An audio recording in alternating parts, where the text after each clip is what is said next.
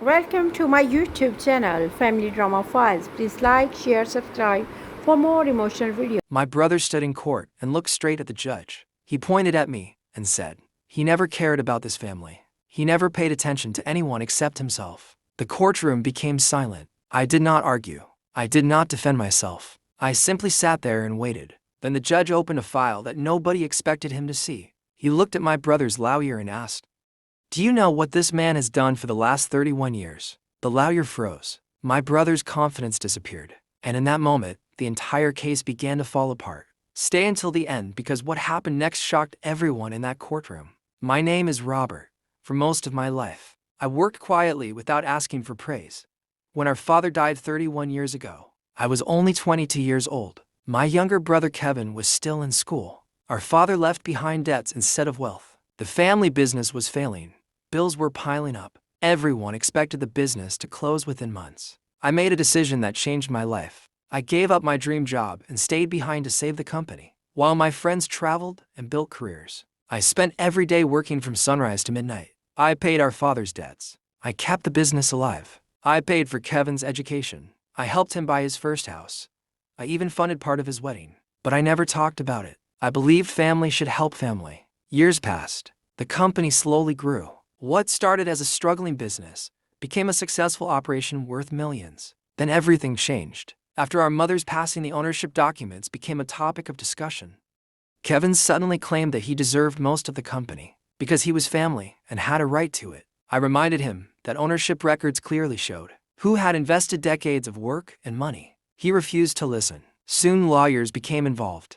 The case went to court. On the hearing day, Kevin arrived looking confident. His lawyer argued that I had ignored the family and treated the company as my personal property. Then Kevin stood up and delivered a speech that sounded convincing. He said I never paid attention to anyone. He said I only cared about money. He said I had abandoned the family emotionally. People in the courtroom nodded. I remained silent because I knew something they did not. The judge requested additional financial records. Those records included 31 years of payments, tuition payments, medical bills, mortgage support, emergency transfers, business investments. Every single payment was documented. The judge spent several minutes reviewing the files. Then he looked toward Kevin's lawyer. His voice was calm but powerful. "Do you know what this man has done for 31 years? The lawyer said nothing.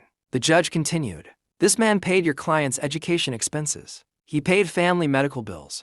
He saved the family business. He covered losses nobody else wanted to touch. Without him, there would be no company to argue over today." The courtroom became completely silent. Kevin's lawyer looked through the records and his face turned pale. For the first time, Kevin seemed nervous. The judge continued reading page after page. Each document revealed another sacrifice, another payment, another act of support, another year of loyalty. By now, everyone understood the truth. The man accused of neglecting his family had actually spent 3 decades carrying them. Kevin lowered his head. His earlier confidence vanished. The courtroom could see the reality. Words had created one story. Facts created another. The judge ruled in my favor. But the victory was not about money. It was about truth. For 31 years, I never asked for recognition. I never demanded gratitude. I simply did what needed to be done. My brother lost the case because facts cannot be erased by accusations. As I walked out of the courtroom, the judge said something I will never forget. "The people who sacrifice the most are often the ones who speak the least."